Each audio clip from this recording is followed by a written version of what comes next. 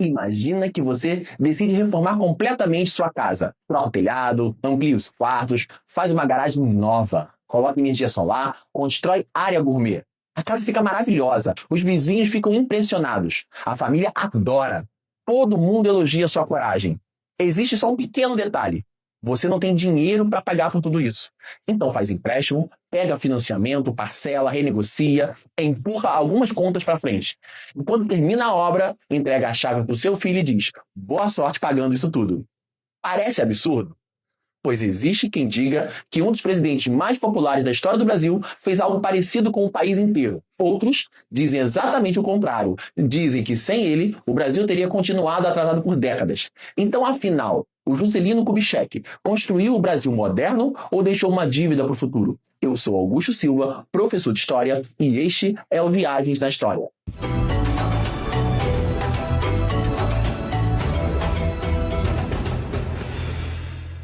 E antes da gente começar, deixa eu falar com você que sempre aparece aqui, assiste aos vídeos, comenta às vezes, mas ainda não se inscreveu. Eu sei que você tá aí.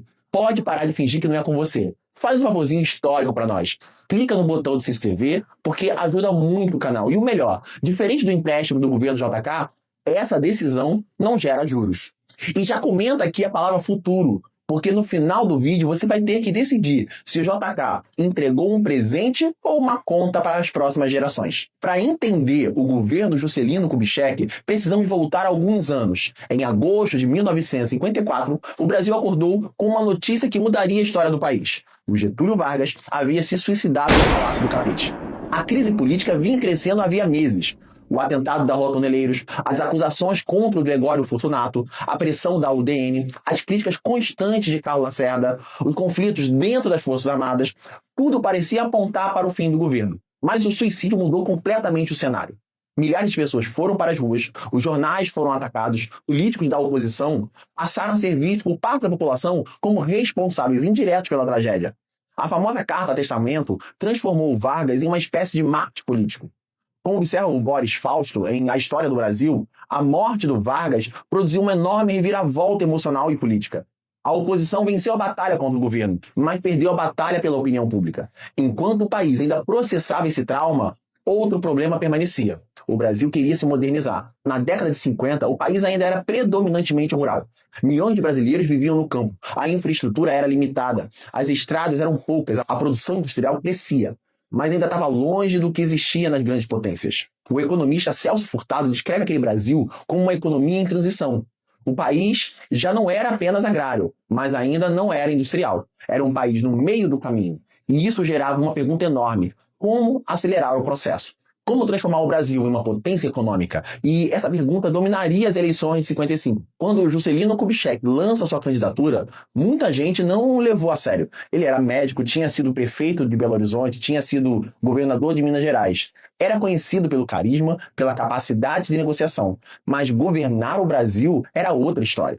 Mesmo assim, sua campanha ganhou força. Seu discurso era simples. O Brasil precisava crescer, precisava industrializar, precisava olhar para frente. O problema é que a sua vitória não agradou todos. O JK venceu a eleição com um pouco mais de 1/3 dos votos. Pela regra da época, isso era suficiente, mas setores da oposição começaram a defender que ele não possuía a maioria absoluta e, por isso, não deveria assumir. Na prática, buscavam impedir a posse. O clima político ficou tão tenso que parte dos militares passou a discutir maneiras de barrar o presidente eleito. É aqui que entra uma figura frequentemente esquecida pelos livros de história: o general Henrique Teixeira Lott. Ao perceber as movimentações para impedir a posse do JK, o Lott liderou uma ação para garantir o cumprimento da Constituição. Parece contraditório, o militar mobilizando tropas para defender a democracia. Mas foi exatamente isso que aconteceu. Sem a intervenção de Lott, existia uma possibilidade real do JK jamais ter assumido a presidência. E essa é uma das grandes ironias da história brasileira. Antes mesmo de governar, o Juscelino precisou sobreviver a uma tentativa de impedir o seu governo.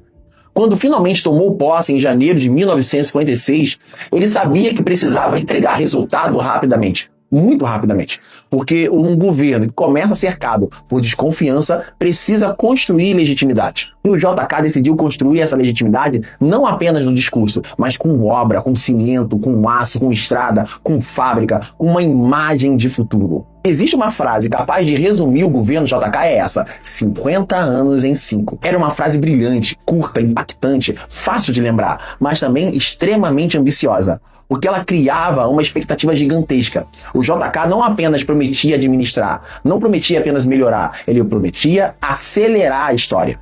E aqui existe algo interessante. Muitos políticos falam em mudança, poucos apresentam um plano concreto. O JK, ele apresentou, chamava-se Plano de Metas. E esse plano seria o coração do seu governo. Como observou Thomas Skidmore em Brasil, de Getúlio a Castelo, o JK acreditava que o desenvolvimento econômico deveria ser o principal objetivo nacional. A ideia era simples: identificar os gargalos que impediam o crescimento e atacar todos eles ao mesmo tempo. Ousado? Muito. Arriscado? Também. Mas era exatamente isso que tornava o projeto tão atraente. Era como olhar para um país travado e dizer: a gente não vai resolver uma coisa por vez, a gente vai tentar resolver tudo ao mesmo tempo. E aí está a genialidade e o perigo do projeto. Porque quando dá certo, parece visão de estadista. Quando dá errado, parece irresponsabilidade com o dinheiro público. O JK caminhou exatamente nessa fronteira. Imagina tentar correr uma maratona usando um carro sem combustível. Não importa o quanto você acelera, o veículo não vai muito longe. Segundo o JK, o Brasil vivia algo parecido. O país queria crescer, mas faltava energia, faltava estradas, faltava investimentos industriais, faltava infraestrutura, faltava coordenação, faltava uma ideia de futuro que mobilizasse governo, empresários e trabalhadores. Então, o governo decidiu investir pesadamente. O plano de metas organizava prioridades em áreas estratégicas: energia, transporte, alimentação, indústria de base, educação e, com meta-síntese, Brasília. Uma das áreas prioritárias foi energia. Na época, diversas regiões enfrentavam dificuldades para atender a demanda crescente. Sem energia, não existe indústria moderna. Sem indústria moderna, não existe crescimento acelerado. Por isso, novas indústrias foram planejadas e construídas. Outra prioridade era o transporte. Produzir mercadorias era uma coisa, levá-las até os consumidores era outra completamente diferente. Muitas regiões permaneciam isoladas. O país era grande demais para continuar funcionando como um arquipélago de economias regionais pouco conectadas. As rodovias tornaram-se prioridade. E aqui nasce uma decisão que influencia o Brasil até hoje. Em vez de apostar fortemente nas ferrovias, o governo apostou no transporte rodoviário. Naquele momento, parecia a decisão mais lógica. Os Estados Unidos viviam o auge da cultura do automóvel. Estradas eram associadas ao progresso. Os carros simbolizavam modernidade e os caminhões prometiam velocidade. Rodovias prometiam integração. Mas décadas depois, surgiram críticas importantes a essa escolha. Quando discutimos o custo do transporte brasileiro, a dependência dos caminhões, o preço do frete ou a fragilidade logística do país, estamos debatendo consequências de decisões tomadas naquele período. Ao mesmo tempo, galera, a indústria nacional crescia em velocidade impressionante e o símbolo máximo desse crescimento seria o automóvel. Hoje, parece normal ver carros circulando por todos os lados, mas nos anos 50 isso era bem diferente. Ter um automóvel ainda era um privilégio e o JK queria mudar isso. O seu governo criou condição para atrair grandes montadoras internacionais: Volkswagen, Ford, General Motors, Mercedes-Benz, empresas que enxergavam no Brasil um enorme mercado consumidor. As fábricas começaram a surgir, empregos foram criados, novas tecnologias chegaram ao país. A produção industrial disparou. Para muitos brasileiros, aquilo parecia a chegada definitiva da modernidade. O carro não era apenas um objeto, era um símbolo, era liberdade, era status, era a promessa de mobilidade social. Era a classe média olhando para a garagem e pensando: agora o Brasil entrou no futuro. Só que história adora esconder uma contradição dentro de cada símbolo bonito. O automóvel representou progresso, mas também representava a dependência do petróleo, prioridade rodoviária, crescimento urbano desordenado e influência cada vez maior das multinacionais. Boa parte desse desenvolvimento dependia do capital estrangeiro, e essa dependência se tornaria uma das críticas mais frequentes ao governo. Os defensores respondiam com uma pergunta simples: como industrializar um país pobre sem investimento? Já os críticos perguntavam outra coisa: quem controlaria essa industrialização? Empresas brasileiras ou multinacionais? Capital nacional ou capital estrangeiro? O desenvolvimento autônomo ou o desenvolvimento dependente? Esse debate continua vivo até hoje e mostra como o legado do JK ainda influencia discussões contemporâneas. Mas nenhuma obra simbolizaria tanto seu governo quanto Brasília. Antes de continuar, eu preciso te pedir uma coisa, porque já estamos chegando naquele momento da história em que o Juscelino Kubitschek decidiu fazer algo tão ambicioso que muita gente achou que ele tinha perdido completamente a noção do tamanho do desafio que estava assumindo. Até aqui, nós vimos fábricas surgindo, vimos a chegada das montadoras, vimos o crescimento da indústria, vimos estradas sendo construídas e tudo isso já seria suficiente para colocar qualquer presidente nos livros de história. A maioria dos governantes olharia para essa lista e diria: pronto, missão cumprida. Mas não o JK. Porque, aparentemente, acelerar a industrialização do país não era ousado bastante. Ele resolveu fazer algo que parecia impossível. Construir uma capital inteira, no meio do Cerrado, em poucos anos. E quando digo no meio do Cerrado, eu quero dizer literalmente no meio do Cerrado. Sem arranha-céus, sem avenidas, sem ministério, sem congresso, sem cidade, apenas terra, poeira e um projeto gigantesco no papel. Daqui a pouco você vai entender por que tanta gente chamou essa ideia de loucura. Mas antes, deixa eu falar com você que acompanha o canal, assiste os vídeos, comenta às vezes, mas não se inscreveu. Pode parar de se esconder. Faz esse favor pra nós. Clica no botão de se inscrever, porque isso ajuda demais o Viagem na História a continuar crescendo. E porque, convenhamos, se o JK conseguiu construir uma cidade inteira no meio do Cerrado, você consegue clicar no botão.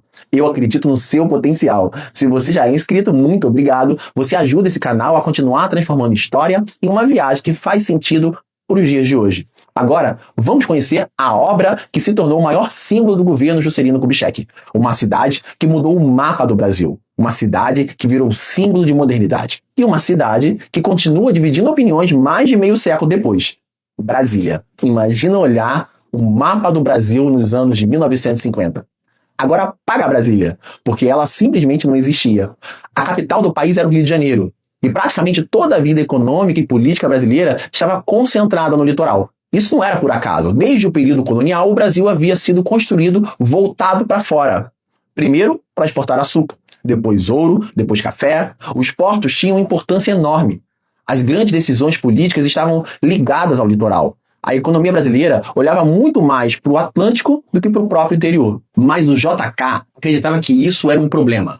Na sua visão, o Brasil precisava ocupar melhor o interior, precisava integrar regiões afastadas, precisava criar novos polos de desenvolvimento, precisava, em certa medida, virar o rosto para dentro do próprio território.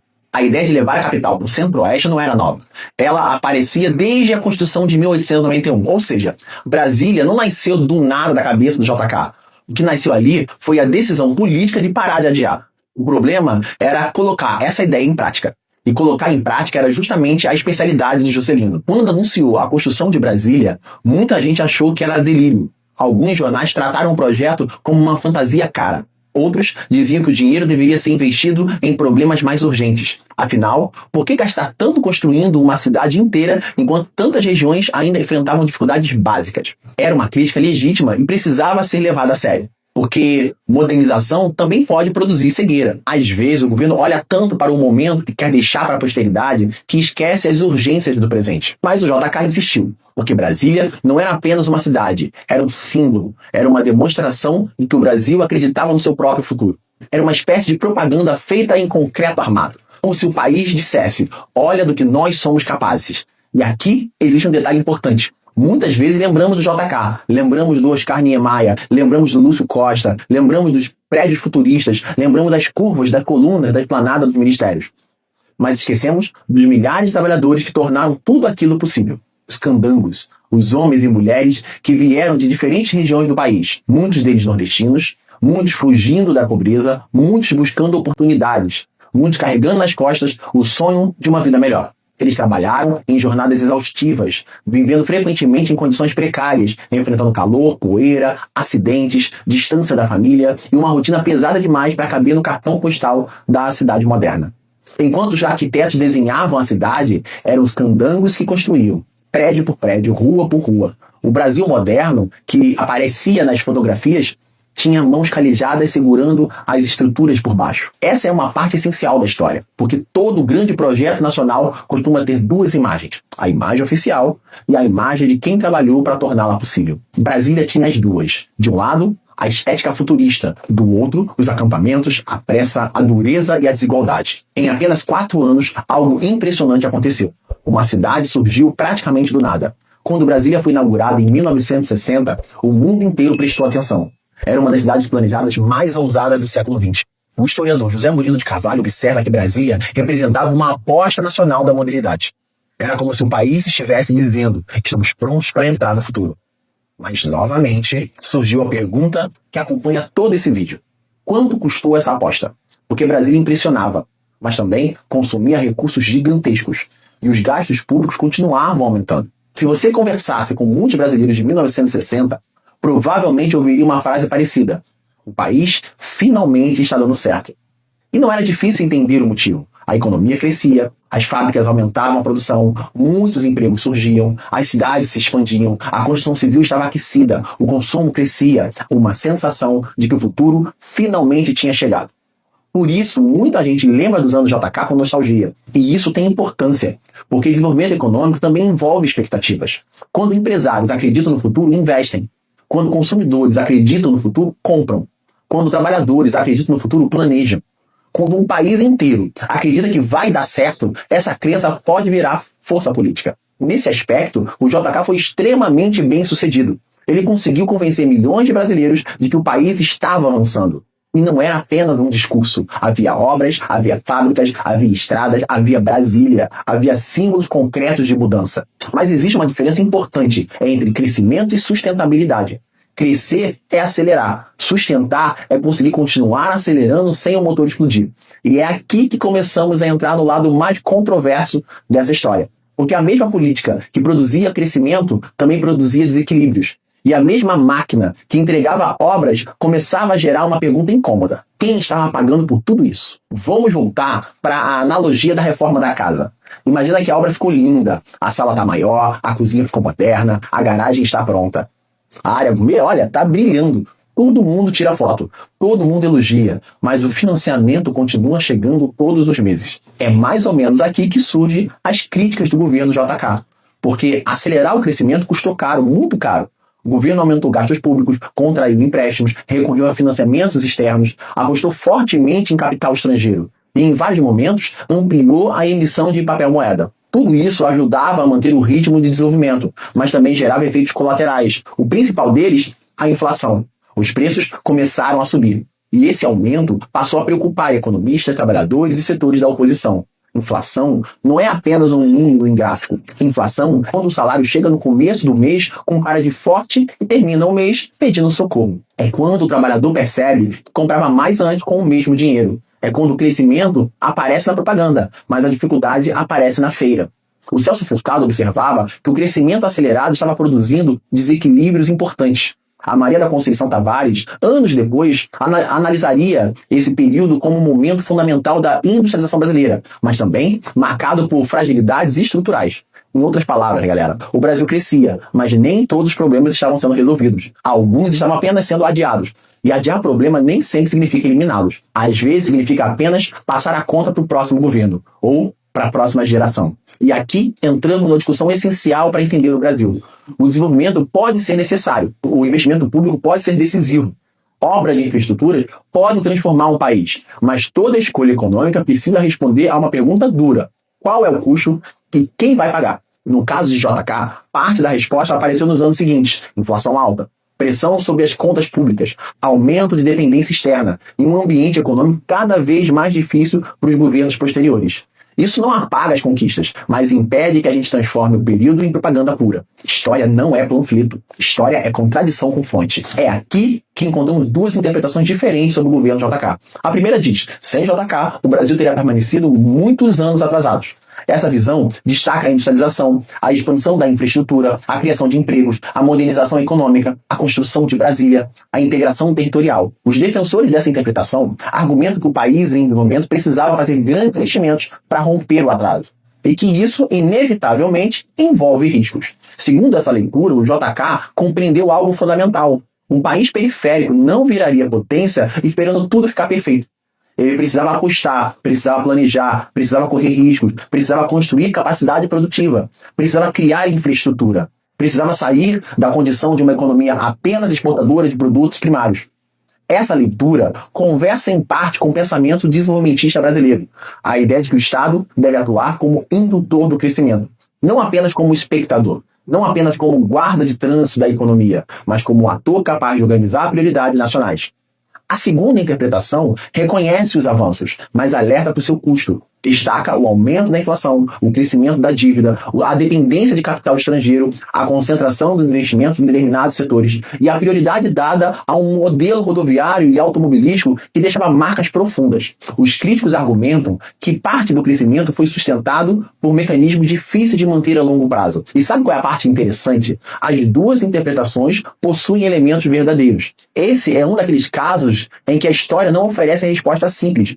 Não existe um botão escrito herói e um outro escrito vilão.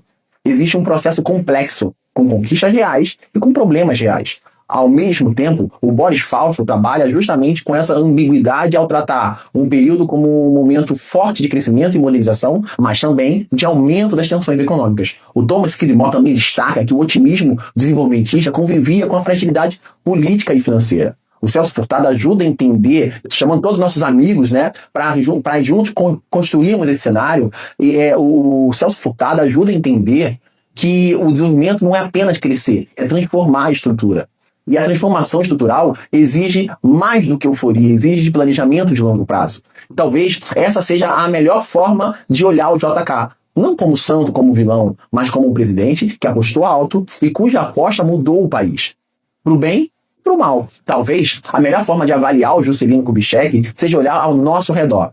Quando você vê Brasília no noticiário, quando dirige por uma rodovia federal, quando observa a presença da indústria automobilística no Brasil, quando estuda o processo de industrialização, quando discute desenvolvimento econômico, quando você vê caminhões cruzando o país carregando mercadorias, quando pensa, por que o Brasil tem tão poucas ferrovias em comparação com o seu tamanho? Você está, de certa forma, discutindo o legado do JK. Poucos presidentes deixaram marcas tão visíveis no nosso território. Poucos governantes transformaram tanto a paisagem física do país em tão pouco tempo. Isso não significa que todas as suas decisões tenham sido corretas, nem que todas as críticas sejam injustas, mas significa que o impacto foi enorme e continua sendo sentido até hoje. O JK construiu um imaginário de futuro, e isso não é pouca coisa. Países também vivem de imaginação política. Eles precisam acreditar que podem ser mais do que são. O problema é que a imaginação, quando não encontra limite financeiro, pode virar boleto histórico. E aí, voltamos à nossa pergunta inicial. O que foi o governo JK? Um presente? Uma conta? A resposta mais honesta talvez seja, foi os dois. Foi presente porque acelerou transformações importantes.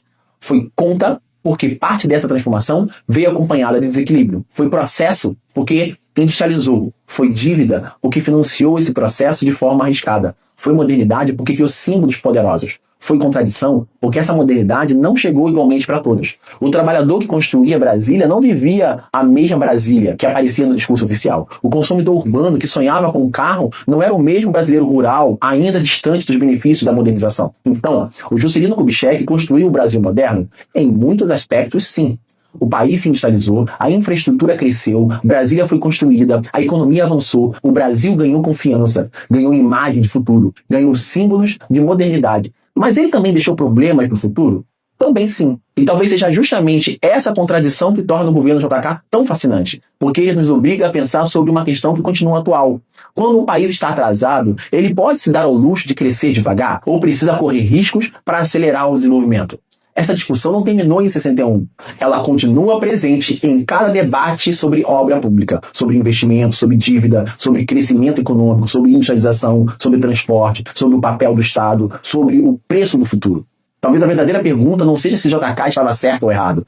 Talvez a pergunta seja, qual é o limite entre a visão de futuro e responsabilidade econômica? Porque Brasília continua de pé, as rodovias continuam cortando o país, as montadoras continuam fazendo parte da nossa economia, mas a pergunta sobre quem paga a conta também continua viva. E aí, viajantes, na sua opinião, o JK entregou o presente para o Brasil ou deixou uma conta para as próximas gerações? Comenta a palavra futuro e deixa a sua opinião. Se você gostou do vídeo, se inscreve no canal, deixa seu like e compartilha com quem gosta de história. Isso ajuda muito o Viagem na História a continuar crescendo e chegando em mais gente. E se quiser apoiar diretamente o canal, a nossa chave Pix está na descrição do vídeo e você também pode clicar no botão Valeu Demais que aparece aqui embaixo. Qualquer valor ajuda o canal a continuar a produzindo com maior frequência e com maior qualidade. Muito obrigado pela companhia, viajantes, e até a próxima viagem pela história.